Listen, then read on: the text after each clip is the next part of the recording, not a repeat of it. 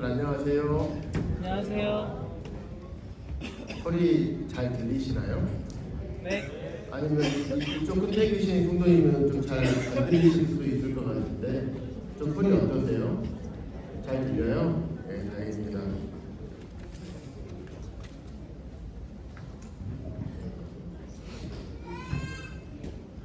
어제 무슨 일이 어떤 일이 있었는지 혹시 아시죠, 다들? 네. 예, 우리 서혜연 자매 결혼식이 있었죠. 예. 어제 이제 결혼식을 갔는데 깜짝 놀랐어요. 결혼식의 주인공이 누구죠? 신랑과 신부잖아요. 그런데 이 서정열 선생님과 정부희 자매님이 주인공을 같이 느껴져가지고 어제 깜짝 놀랐습니다. 그래서 다들 성도님들께서 그러셨던 것 같아요. 그래서 형제님들은 형제님에게 아니 형제님 생각나가냐고 막 그런 얘기를 하시고 자매님한테는 자매님도 시집가냐고 이런 얘기를 하실 정도로 너무 참 멋있었고 참 예쁘시고 아름다우셨던 그 모습이 생각이 납니다. 그런데 이제 가보니까 그동안 이제 보고 싶지만 못 봤던 볼 수 없었던 보기 쉽지 않았던 성도님들을 이제 뵈니까 참 좋더라고요. 그래서 우리 특별히 최근에 결혼하고 이제 청거 보냈던 우리 전유림 자매 있죠. 수원 중국교회 전유림 자매 청거 보냈는데 이번에 또 왔어요. 그래서 얼굴을 보니까 10월 달에 출산 예정이라고 합니다. 그래서 이게 하나가 더 늘어가지고 뱃속에 담고 왔더라고요. 그리고 우리 양지혜 자매 기린노교회로 이제 청거 보냈는데 저희를 보자마자 제 자매 특유의 그 반 리액션 있잖아요. 입이 쫙 벌어지면서 너무 좋아하고 그래서 우리 청년들에게 너희들 동국에 있는 게 좋은 줄 알아 하시면서 동국교회는 사랑이 많다. 너무 그립다 그런 얘기를 하더라고요. 그래서 제가 그랬습니다. 동국교회로 다시 와. 형제 없냐고 물어보더라고요. 성도님들 기도해 주시기 바랍니다. 형제 있으면 동국교회로 온다고 합니다. 근데 사실 어제가 아니네요. 그저께 이제 저녁부터 금요 집회 끝나고부터 몸이 좀 이상했어요.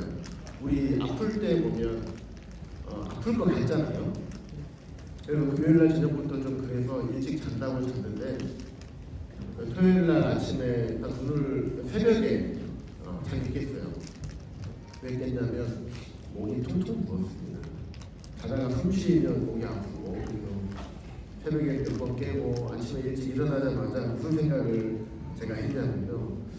오늘 결혼식 못 갈 것 같은데 이런 생각을 잠시 했습니다. 그냥 형제님께 말씀드리고 안 가야 되나 이런 생각도 잠깐 했었는데 다시 금세 주님께서 다른 마음을 주셔서 아침 일찍 병원 8시 반부터 하더라고요. 8시부터 가서 기다려가지고 진료받고 약 먹고 왔습니다. 그런데 만약에 제가 결혼식을 다녀오지 않았더라면 물론 결혼식 다녀오신 분들이 우리 서정열 형제님 사진도 찍어주셨을 거고 정부의 자매님 사진도 찍어주셨을 거고 우리 예언자의 창기 형제 결혼식 사진 동영상 찍으셨겠죠. 그걸 볼 수도 보고 가지 않아도 거기에 있었던 일들을 볼 수 있었겠죠. 그런데 현장에서만 느낄 수 있는 것 그런 것들이 있잖아요. 그것을 못 느꼈을 것 같아요. 그래서 물론 오가는 길에 버스 안에서 계속 잠만 잤습니다. 약 먹고 계속 잠만 잤는데 그럼에도 불구하고 다녀오기를 참 잘했다 이런 생각을 했습니다. 그리고 오가는 차 안에서 우리 성도님들 도란도란 이야기하시고 또 이야기를 좋아하시는 또 우리 성도님들도 계시잖아요.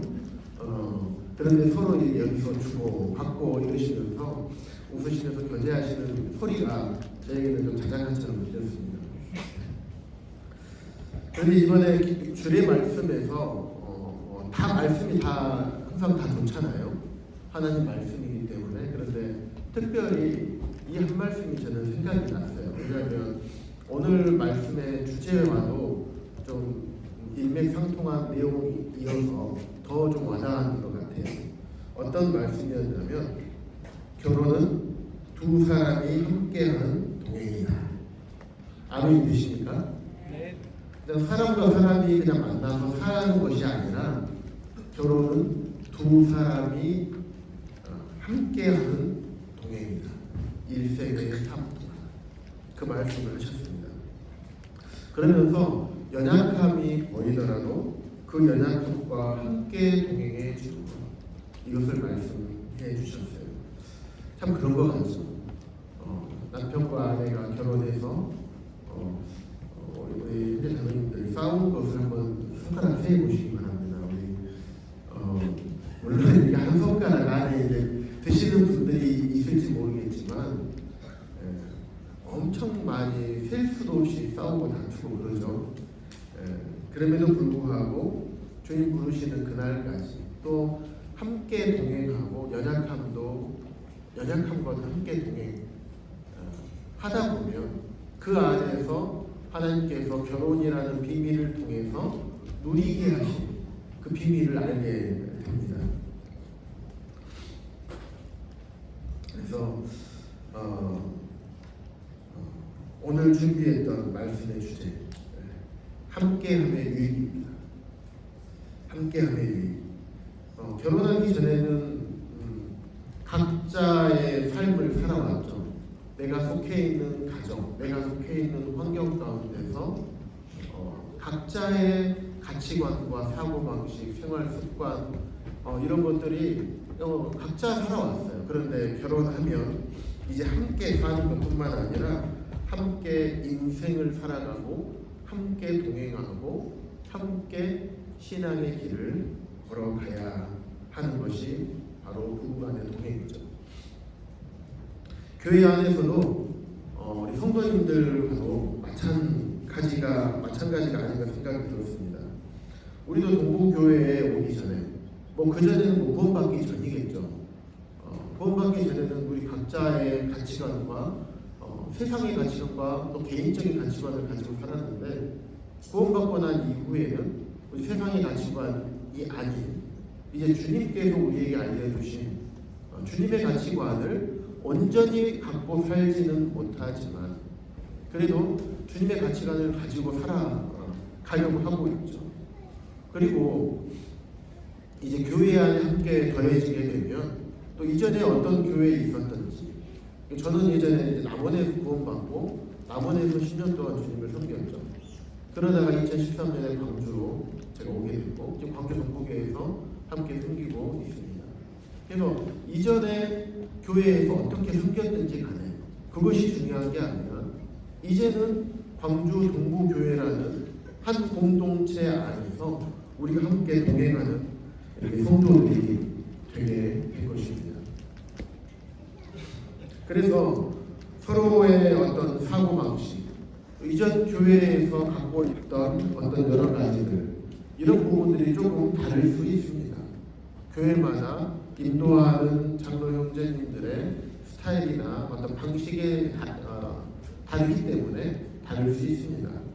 하지만 지금은 우리가 동부교회 안에 속해 있기 때문에 동부교회 안에서 서로 하나가 되어서 동행하는 삶을 우리가 살고 있는 것입니다.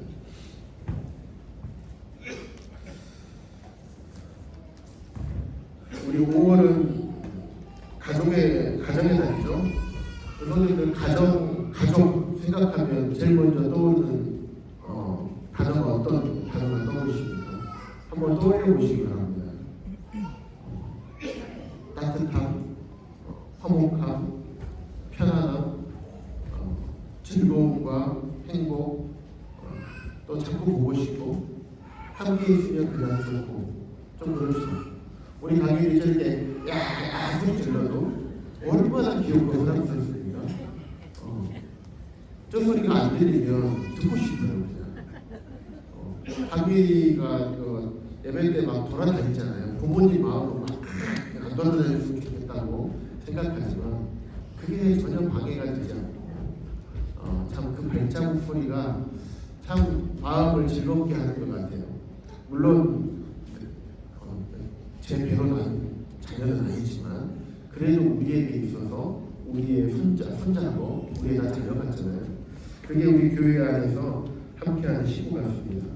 근데 이 가족들을 가족이라 할지라도 자주 안 보면 어떻습니까? 가까운 이웃이 먼 친척보다 낫다고 할 정도로 자주 안 보면 친밀함이 떨어집니다. 사실 직계 가족들은 그래도 좀 만나죠. 근데 우리 동생 이번에 왔잖아요. 오늘 여기 왔는데 1년에 몇 번 못 만납니다. 1년에 함께 시간을 보내는 날을 꼽아보면 일주일도 안 될 거예요. 명절 때 보고 이번에 아버지 팔순 때문에 함께 시간이 안 돼가지고 못 왔다가 이번에 따로 오게 됐는데 근데 직계 가족은 그나마 좀 나은 것 같아요. 그런데 조금만 벗어나면 친척분들 같은 경우는 안 보면 이제 사촌 동생들 길 가다 보면 누군지 모를 정도로 다 변해 있고 또 안다고 하더라도 마음 가운데 분명히 혈육인데도 불구하고 친밀함이 사라집니다. 별로 없어요. 그런데 우리 성도들은 어떻습니까? 주님의 보혈로 하나가 됐고 함께 우리가 계속 모여서 자주 얼굴을 보다 보니까 어떻게 보면 먼 친척보다 훨씬 가깝고 훨씬 다정하고 훨씬 가까운 이런 관계가 된 것 같아요. 그래서 5월의 가정의 날 우리 주변에 있는 부모님도 찾아뵈야 될 것이고 가족 친척들도 돌아보고 물론 복음을 전하는 것도 중요합니다. 그런데 우리 가정의 날에 우리 성도님들을 우리가 조금 더 주님 안에서 우리가 한 가족이지 않습니까? 그래서 성도님들을 더 우리가 많이 돌아보는 이런 한 달이 되면 좋겠다 이런 마음이 있습니다. 우리 오늘은 전반기 야외 예배 시간입니다. 야외에 나와서 예배 드리니까 어떻습니까? 좋으시죠? 근데 오늘 비가 왔죠. 제일 먼저 어떤 생각 드시는가요? 비가 오니까 아유 야외 어떻게 하나. 저도 물론 그런 생각이 첫 번째로 들었어요. 그런데 한 번 더 생각해 보니까 야 하나님께서 그동안 꽃가루 때문에 밖에 나가서 하려면 진짜 힘들었는데 오늘 꽃가루를 싹 걷어주시고 또 맑은 공기 가운데서 야외를 드리라고 하시나 보다 이런 생각이 또 감사가 되고요. 또 우리는 강당이 있잖아요.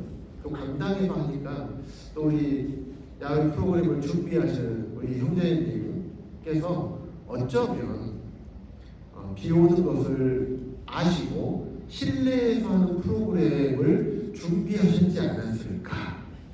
그래서 성도님들이 야외에서 누리지 못하시더라도 풍성하게 누리지 않으실까 이런 생각도 해보게 됐습니다. 그런데 예배라는 단어, 야외 예배잖아요. 예배라는 단어 하면 우리가 떠오르는 것들이 많이 있죠. 우리 예배 때 그 부분을 함께 감사드리고 묵상하고 함께 나누었습니다. 근데 지난 수요일 날 우리 초신자 성경 공부를 지금 계속 하고 있거든요. 지금은 그리스도께서 사랑하신 교회 윌리엄 맥도널드 형제님 쓰신 책을 가지고 공부하고 있습니다. 지난 수요일에는 예배에 대해서 함께 나누었어요.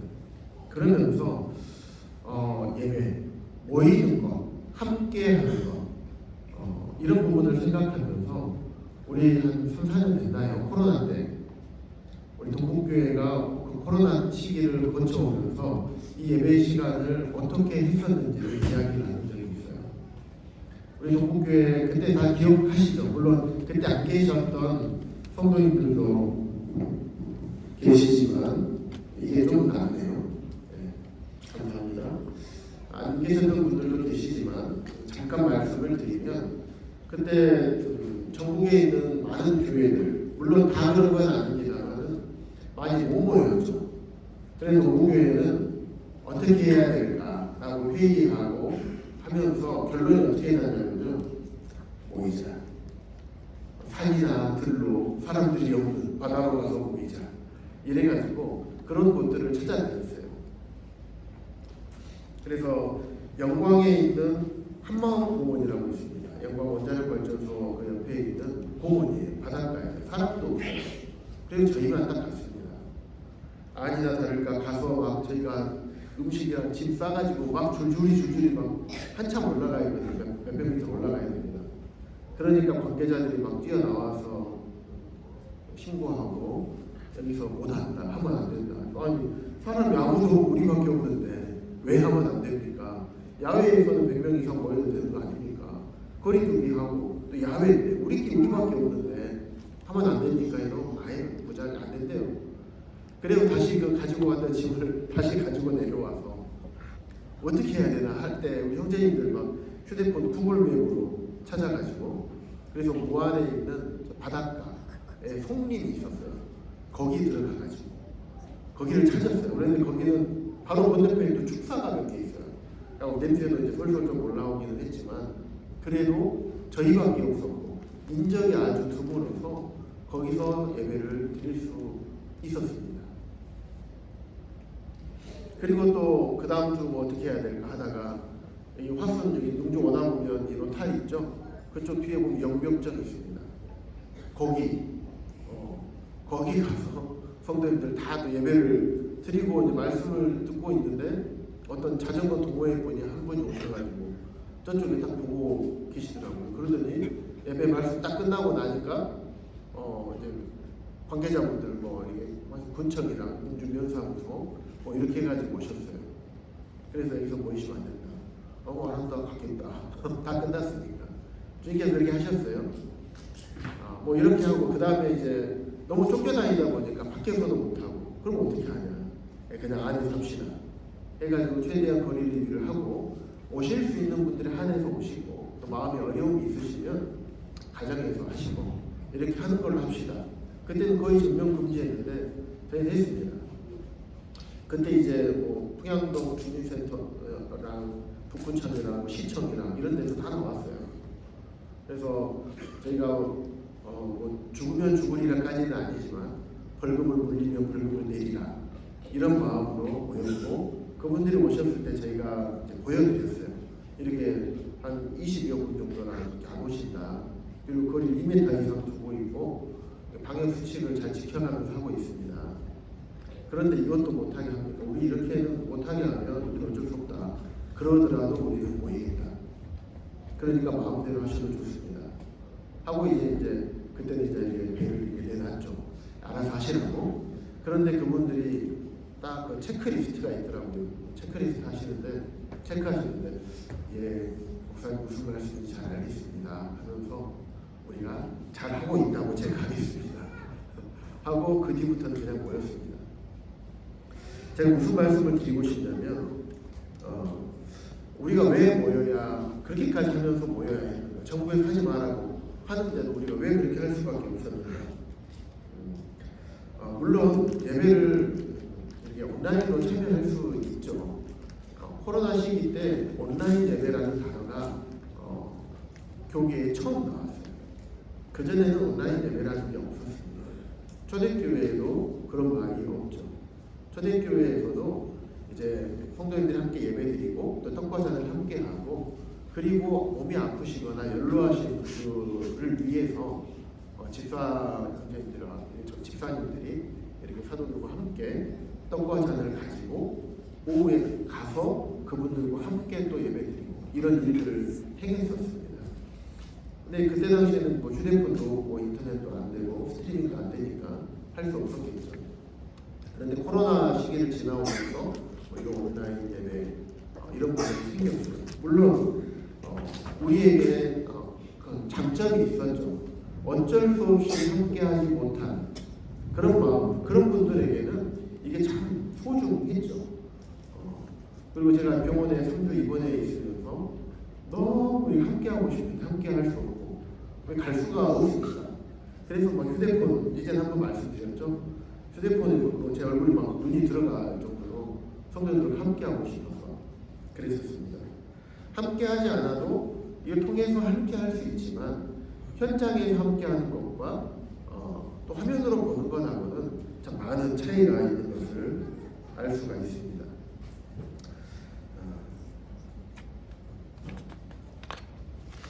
그래도 하지만 우리가 아무리 강조해도 지나치지 않는 것은 함께함의 중요성입니다. 먼저 사도행전 1장 14절 말씀 함께 보겠습니다.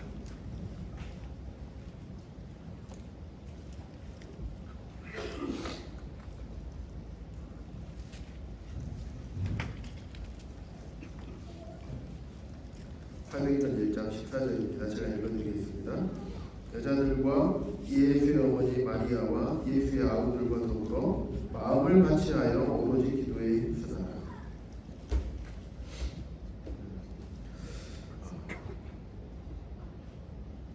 예수님께서 부활 승천하신 다음에 제자들이 마가의 다락방에 성도들과 함께 모여서 기도했습니다. 그랬더니 사도행전 1장 뒤로 쭉 넘어가면 2장에 어떤 일이 일어납니까? 다 함께 성령의 임재를 경험하게 되고 성령 충만함을 받게 된 것입니다. 그리고 그들이 듣도 보도 못했던, 경험하지 못했던 방언을 자기들이 하고 있었고, 또 방언을 듣는, 방언이 언어잖아요. 방언을 듣는 경험을 하게 된 것입니다. 10몇 개의 나라와 지역에서 왔던 사람들이 각기 자기의 언어로 다 듣게 되는 놀라운 경험을 하게 된 것입니다. 그들과 함께 했을 때, 함께 모여서 기도하고 성도들이 함께 했을 때 이런 경험들을 하게 된 겁니다. 이때만 함께 했을까요? 사도행전 2장 쭉 뒤쪽에 넘겨보면 2장 42절, 46절 여기서도 이렇게 나옵니다. 날마다 마음을 같이하여라고 기록되어 있습니다. 2장 42절입니다. 그들이 사도의 가르침을 받아 서로 교제하고 떡을 떼며 오로지 기도하기를 했습니다. 사도의 가르침을 받았어요. 그리고 서로 교제했습니다. 그리고 떡을 뗐어요. 그리고 기도하는데 함께 했던 것입니다. 46절입니다. 날마다 마음을 같이하여 성전에 모이기를 힘쓰고 집에서 떡을 떼며 기쁨과 순전한 마음으로 음식을 먹고 잘하는 말씀이시죠. 날마다 마음을 같이해요. 어디에요? 어디에 모였습니까? 성전에 모이기를 힘썼던 거예요. 함께함을 통해서 우리가 서로 유익을 주고 받습니다. 사람은 혼자 살 수가 없는 동물이에요. 우리 나는 자연인이나 프로그램 보시고 혼자 살 수 있죠. 하지만 사람이 찾아오면 어떻습니까? 마지막에 갈 때는 혼자 못 먹는데 같이 못 먹으니까 좋다. 가니까 너무 아쉽다. 다음에 또 놀러 오셔요. 그분들이 결국 혼자 사는 것이 좋아서, 혼자 사는 것이 정말 행복해서 혼자 살까요? 다른 사연이 있는 거예요. 아픔이 있어서 어쩔 수 없이 산에 가서 사는 겁니다. 사람은 하나님께서 혼자 살게 만들지 않으셨습니다. 그래서 우리는 함께 더불어 동행하는 우리 성도인들과의 관계예요. 함께 서로 영향을 주고 받습니다. 교회도 마찬가지입니다. 서로 영향을 주고 받는 것. 그래서 우리가 언행을 함부로 해서는 안 되는 거예요. 내가 편하다고 편하게 하는 게 아니라 항상 교회 안에서 서로 간에 지켜야 할 그런 선들이 있는 것 같아요. 가족 간에, 부부 간에 아무리 편하다고 함부로 하게 되면 어떻습니까? 대번에 싸움이 일어나죠. 서로 부부 간에도 지켜야 될 선, 부모와 자식 간에도 마찬가지죠. 내가 내 자식한테 내가 마음대로 할 수 있죠. 할 수 있습니다. 그런데 그 마음대로 한 뒤에는 책임을 져야 됩니다. 내가 부모지만 자녀에게, 우리 지민이, 다솜이, 도현이에게 무언가를 할 수 있겠죠. 마음대로 할 수 있겠죠. 부모니까. 하지만 그들도 인격체예요. 그래서 자녀에게 혼을 내더라도 기분 내키는 대로 하는 것이 아니라 그들을 한 인격체로 보고 어떤 선을 지켜가면서 우리가 살아야 되는 거죠. 형제간도 마찬가지, 성도들 간에도 마찬가지. 그리고 자녀들이 무엇을 보고 배우고 자랄 겁니까? 부모들의 모습을 보고. 최근에 서울의 청계천에서 이런 뉴스가 하나 좀 올라왔었습니다. 청계천 아기 오리들 혹시 보신 적 있으십니까? 어미오리가 청계천을 따라가요. 사람들이 주변에 엄청 많습니다. 그런데 어미오리가 딱 가니까 아기오리 8마리가 쭉쭉쭉 따라가요. 그래서 어미는 딱 아기오리 오는지 뒤에 딱 돌아보면서, 그리고 풀숲에 폴짝 뛰어요, 물에서. 그리고 물에 풀숲에서 다시 돌로 뛰고, 조금 더 높은 돌, 조금 더 높은 돌. 어미는 뛸 수 있지만 새끼들은 못 뛰어. 그러니까 어미가 갔다가 새끼들을 기다리는데 못 뛰다가 다시 물로 떨어지고, 뛰다가 떨어져. 그러니까 어미가 다시 내려가서 또 씹어먹고, 안 되니까 다시 내리고 가고. 최근에 어떤 형제님이 페이스북에 보니까 샌드힐 보드라고 해서 어떤 새가 있더라고요. 큰 새인데, 캐나다에 있는 새인데, 어떤 그림이냐면 어미가 부리로 모이를 쪼아먹는 거를, 벌레를 잡아먹는 거를 새끼 새가 그걸 보고 있는 그림이에요. 동물들도 그래요. 부모가 하는 것을 그대로 보면서 따라하고 배웁니다. 우리가 강아지 입양할 때, 강아지 좋아하시는 분들이 있으시죠? 저보다 잘 알 것 같아요. 근데 강아지 입양할 때 태어난 지 3개월 이내에 얘들을 이제 데리고 가면 애가 사회성이 떨어진답니다. 그리고 부모로부터 배워야 될 것들을 못 배운다고 그래요. 그리고 개들하고 관계, 다른 개들하고 관계를 못 배운대요. 그래서 3개월 이후에 입양을 해요. 3개월 동안 어미개가 가르칩니다. 뭐 그래요. 이처럼 부모의 말과 행동 하나하나가 자녀에게 영향을 미치고, 또 교회 안의 성도들도 마찬가지겠죠. 초대교회 성도들도 아마 그랬던 것 같아요. 초대교회 이때 당시 예루살렘 교회가 폭발적으로 성장을 했습니다. 그런데 주님께서 사도행전 2장 47절에 보니까 주께서 구원받는 사람을 날마다 더하게 하십니다. 분위기가 어땠을까요? 사도행전 2장 잘 아시는 말씀이라서 날마다 믿는 사람들이 다 함께 모여서 함께 기도하고, 날마다 집에서 뭐 했겠습니까? 성도 간에 서로 따뜻한 교제나누고, 사랑의 교제나누고, 서로 섬김을 하고. 그 당시에 율제에 모여서 왔다가 복음 듣고 구원받는 사람이 얼마나 많았습니까? 그러니까 자기 집에 안 가는 거예요. 고향 안 가고 거기 함께 모여 있어요. 그들이 집도 오고 먹을 것도 가져온 여기도 다 떨어졌을 테고, 예루살렘 교회 성도들이 자기의 것들을 팔아서 그들을 섬겼던 거죠. 그래서 항상 집에 함께 모여서 분위기가 어땠을 것 같아요? 엄청 좋았겠죠. 활기차겠죠. 이제 막 구원받은 우리 기쁨들 생각나시잖아요. 서로 간에 뭐 어떤 그런 것들이 없었어요. 재고 말고 이런 게 없죠. 서로 간에 제 보혈로 인해서, 주님으로 인해서 함께 구원받고 함께 모이기만 해도 좋고.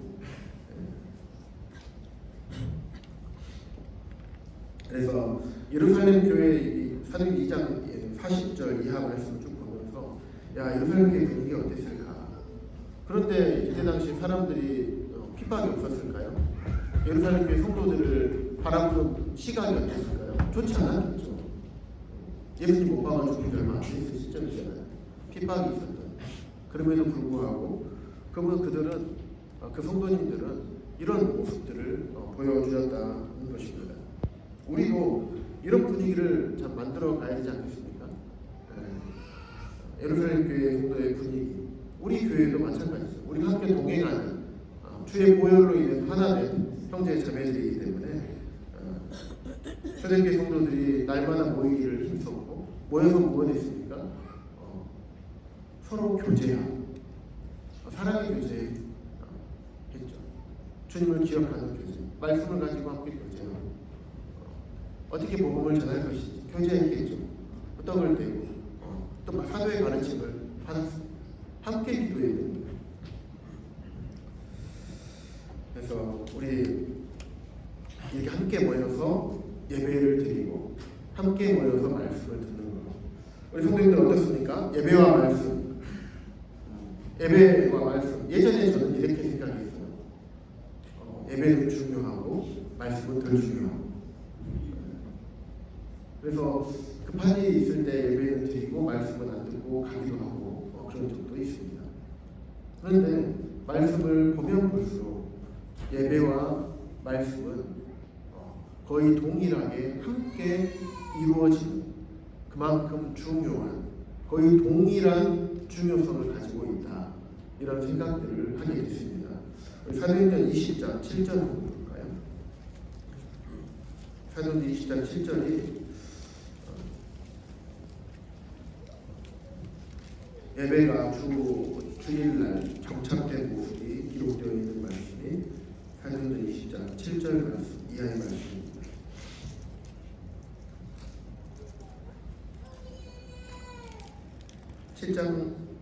20장 7절만 함께 읽어보도록 하겠습니다. 시작. 그 주간의 첫날에 우리가 떡을 떼려 하여 모였더니 바울이 이튿날 떠나고자 하여 그들에게 강론할세 말을 밤중까지 계속하며 여기 유두고가 이제 떨어져 죽게 되죠. 물론 다시 살려주셨지만 드로아 교회에서 이루어진 주의 만찬을 중심으로 한 예배와 말씀이 자연스럽게 이어지는 모습을 볼 수 있습니다. 그리고 성도들은 그 자리에 함께 안 있었던 게 아니라 그 자리에 함께 있었습니다. 예배를 함께 드렸고 말씀을 강론하고 함께 말씀을 듣고 말씀을 중심으로 서로 자연스러운 교제가 그 안에 밤중까지 계속 되었습니다.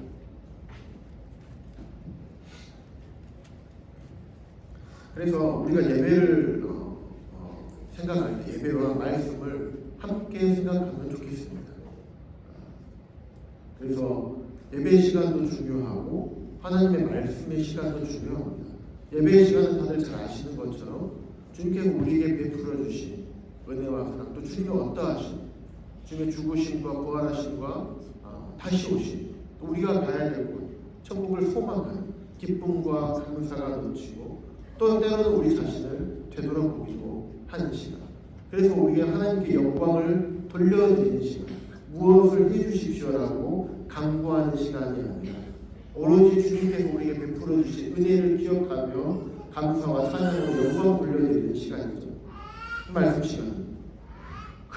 우리가 그렇게 소중하게 여기고 우리 감사하게 생각하시는 우리의 왕 되시는 우리의 창조주 하나님이신 그분의 말씀을 듣는 시간이 바로 예배 말씀 시간인 것입니다. 그래서 장로교에서는 예전에도 말씀을 드렸지만 장로교는 모든 부분을 다 예배라고 표현을 합니다. 새벽 예배, 수요 예배, 금요 철야 예배, 주일 예배. 왜 예배라고 표현합니까? 그분들은 예배를 하나님과의 만남의 시간으로 이해를 하고 있습니다. 근데 우리는 더 고차원적으로 더 깊이 들어가죠. 그래서 우리는 예배와 말씀을 그렇게 보고 있는 것입니다.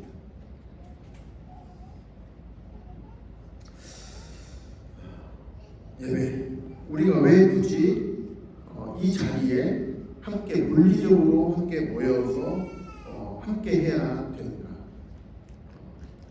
왜 우리가 함께 해야 됩니까? 왜 우리가 함께 모여서 예배를 드려야 되고, 왜 함께 모여서 말씀을 들어야 되고, 왜 함께 모여서 주님을 찬양하고, 왜 함께 모여서 주님께 기도하고, 왜 함께 모여서 주님께 우리에게 맡기신 일들을 감당하는 것입니까? 우리가 왜 그렇게 합니까? 성도님들 잘 알고 계시죠? 복음 때문에 그렇습니다. 우리가 어떠한 자였는지, 우리보다 우리를 더 잘 아시는, 우리가 얼마나 더러운 죄인이었는지, 구제불능의 사람들이었는지 너무나 잘 아시는 하나님, 그분께서 우리에게 어떠한 사랑을 베풀어 주셨는지 우리가 다 깨닫고 있는 사람들 아니겠습니까? 그 사랑 때문에, 그 복음 때문에, 그 은혜 때문에 우리가 내 생각대로 살지 않고 주님께서 우리에게 모이라고 하시고 함께 모여서 함께 예배드리고 함께 말씀을 듣고 함께 주님을 섬기고 함께 찬양하고 함께 기도하고 함께 영광을 돌리고 함께 동행해서 주님을 섬겨가도록 우리에게 말씀하셨기 때문에 그렇습니다. 우리가 좀 전에 예배를 드렸습니다. 그리스도의 몸이 하나이기 때문에 우리가 한 덩어리를 가지고 오는 것입니다. 한 보혈이기 때문에 한 잔으로 우리가 가지고 온 것입니다. 그리고 그 몸이 찢겨지고 잔이 나뉘어졌죠. 그리고 우리가 그것들을 바라보면서 주님의 몸과 주님의 보혈을 우리가 기억했습니다.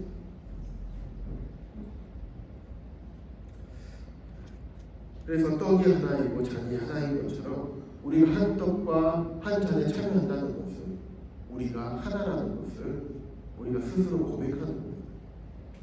단순히 내가 구원받았으니까 떡과 잔에 참여하는 것이 그런 의미뿐만 아니라 떡이 하나요 잔이 하나입니다. 그리고 주의 만찬에 참여하는 것은 우리가 주님의 몸과 피로 인해 하나임을 우리가 드러내는 것입니다. 침례도 마찬가지죠. 우리가 참 주의 보혈로 말미암아 구원받게 되고 이제 내가 완전히 내가 죽었고 장사됐고 이제 주님께서 다시 부활하신 것처럼 우리가 부활한 죄인이 나는 죽었고 이제 의인으로서 내가 다시 살아나는 것, 이것을 우리 마음에 있는 것을 예식을 통해서 우리가 고백하는 것처럼 떡과 잔에 참여한다는 것은 우리가 서로 한 떡, 한 잔에 참여하기 때문에 우리 하나라는 것을 우리의 마음의 고백을 예식으로 드러내는 부분도 있다는 것을 우리가 생각해야 됩니다. 한 입을 덮고 사는 남편과 아내도 달라요. 생각이 다릅니다. 한 뱃속에서 나왔어도 저희 애들 3명이잖아요. 한 뱃속에서 나와도 왜 이렇게 다릅니까? 우리 미국인의 애들은 4명이잖아요. 4명이 다 다르죠. 독특하고 다 사랑스럽고 그렇습니다. 한데 주님의 한 배에서 나온 우리 성도들은 얼마나 다르겠습니까? 많이 다릅니다. 다르니까 불편합니까? 아니죠. 다르니까 감사하죠.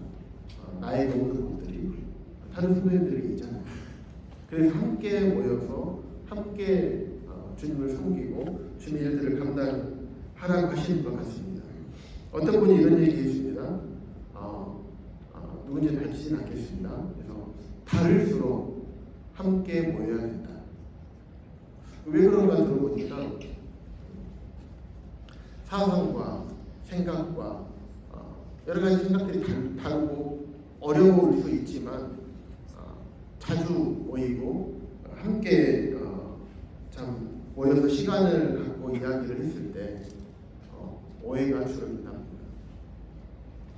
그래서 그럼에도 불구하고 우리가 만나야 하는 이유는 만나면 오해라도 줄일 수 있지 않을까. 예수님을 믿지 않는 사람이 했던 말인데 그럼에도 불구하고 참 일리가 있다라는 생각을 했습니다. 그래서 함께하면 오해를 줄일 수 있습니다. 함께하면 가까워질 수 있습니다. 함께하면 더 행복해집니다. 함께하면 한쪽으로 치우치지 않습니다. 함께하면 좋은 일들이 일어납니다.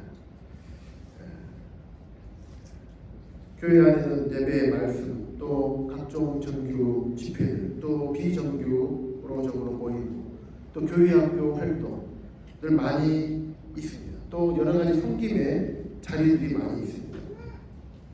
하지만 그 자리에 함께 있을 때 우리가 누릴 수 있는 것들이 참 많은 것입니다. 성도님들 잘 아실 것입니다.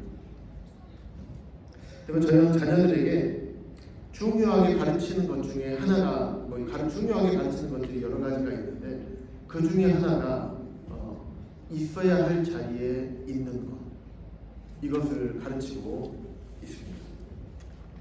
학생의 본분, 학생이 어디에 있어야 됩니까? 학교에 있어야 됩니다. 거기 안에서 공부를 열심히 하면 더 좋겠죠. 그거는 그 아이의 몫입니다. 아이들이 학원에 가야 될 시간에 학원에 있어야 되겠죠. 학원 땡땡이 치고 다른 데 가 있으면 큰일 납니다. 있어야 할 자리에 있는 것, 그것을 가르치고 있습니다. 우리가 교회 안에서도 마찬가지죠. 우리가 각자가 있어야 할 자리가 있습니다. 그 자리에 있는 것, 섬김의 자리, 또 직장인이라면 직장에서 일해야 될 그 자리가 있습니다. 사업도 마찬가지죠. 우리 그리스도인들도 마찬가지라고 생각합니다.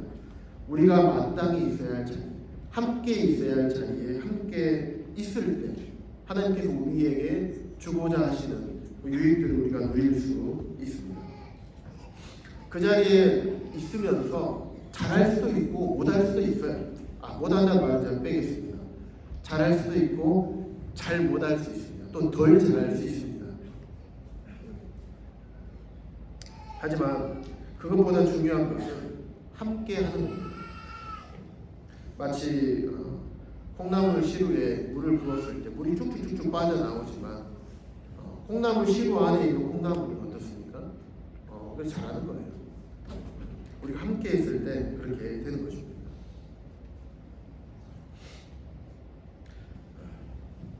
이번에는 함께 하지 않은 사례를 간단하게만 말씀드리겠습니다. 함께 했던 사례와 함께 하지 않았던 사례. 말씀은 따로 찾지 않겠습니다. 성도님들 베드로 아시죠? 베드로와 가룟 유다. 베드로는 예수님의 수제자입니다. 수제자였어요. 예수님을 3번이나 부인하고 마지막에는 저주합니다. 그리고 세상으로 가버렸어요. 예수님 죽으시고 나니까 세상으로 가버렸습니다. 그래서 세상으로 가서 물론 떠났지만 그가 그 함께했던 성도들과 사도들과 같이 있었어요. 그들을 떠나지 않았습니다. 그랬을 때 예수님이 다시 베드로에게 찾아오셔서 베드로를 회복시키시죠. 처음에 베드로를 불렀을 때 그때처럼 고기 많이 잡았느냐 고기 구워주시고 처음에 불렀던 그걸 되새기게 해주시죠. 베드로가 예수님을 알아보게 되고 예수님께서 다시 3번 내가 나를 사랑하느냐 하고 물으시고 베드로를 회복시키십니다. 가룟 유다는 어땠습니까? 예수님께서 가룟 유다에게 계속 기회를 주셨어요. 여러 번 기회를 주셨어요. 그런데 가룟 유다는 그가 나가니 함께 있다가 계속 나가요. 대제사장과 서기관들에게 말하러 나갑니다. 사도들과 같이 함께 있던 자리에서 예수님을 팔기 위해서 나갑니다. 그리고 마지막에는 예수님께서 요한복음 13장에서 제자들의 발을 씻기시고 그 다음에 얘기를 최후의 만찬을 가지시면서 얘기를 하는 거예요. 가룟 유다에게 떠먹여가면서.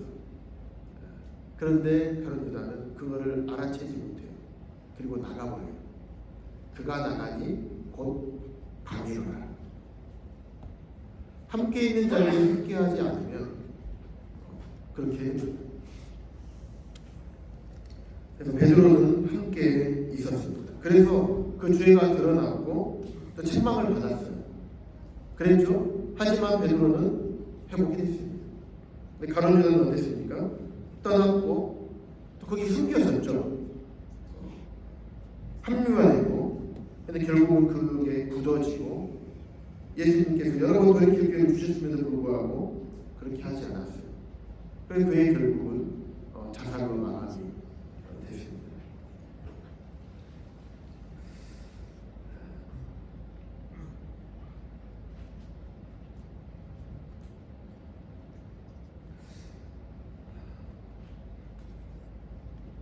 예수님께서는 그 가룟 유다의 모습을 보시고 예수님이 요한복음 13장 20절에서 이렇게 말씀하셨어요. 내가 진실로 진실로 너에게 이르노니 내가 보낸 자를 영접하는 자는 나를 영접하는 것이요 나를 영접하는 자는 나를 보내시는 영접하는 것이다. 말씀하신 다음에 예수께서 이 말씀을 하시고 심령이 괴로워지고 너에게 이르시되 내가 진실로 진실로 너에게 이르노니 너희 중 하나가 나를 팔리라 하시니 심령이 괴로우셨어요. 함께할 자리에 함께하지 못하고 그렇게 떠나가 버리고 그러면 어떻게 될지 예수님은 알고 계셨던 것입니다.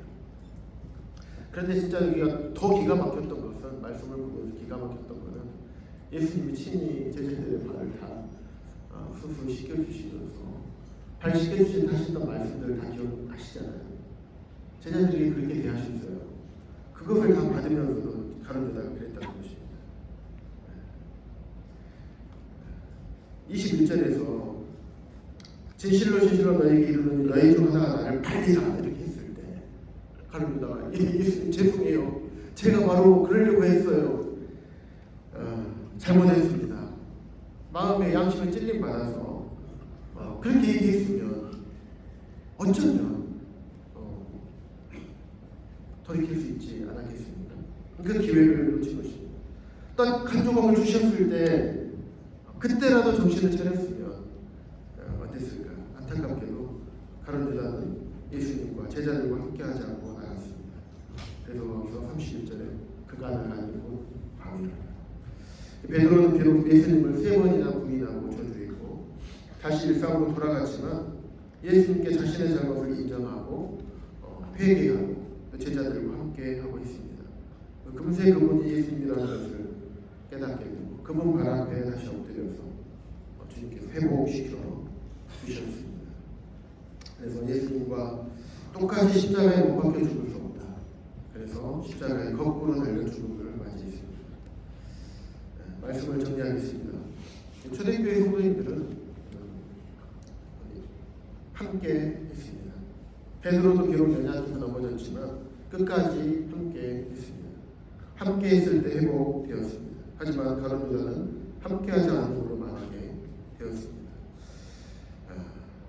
함께하게 되면 또 우리가 있어야 할 자리에 있게 되면 주님께서 우리에게 주고자 하시는 그런 엄청난 유익들이 우리 안에 가득 차게 됩니다. 그래서 우리 후배들 여러 가지 많이 바쁘시고 힘이 드시고 때로는 마음간 여러 어려움이 있으시겠지만 주님께서 우리에게 함께하라고 하신 말씀에 우리가 모두 순종해서 함께할 때 참 우리 안에 큰 기쁨과 평안, 주님께서 주시는 참 놀라운 위로와 승리의 기쁨이 우리 안에 함께하게 될 것입니다. 이상으로 말씀을 마치겠습니다. 기도드리겠습니다.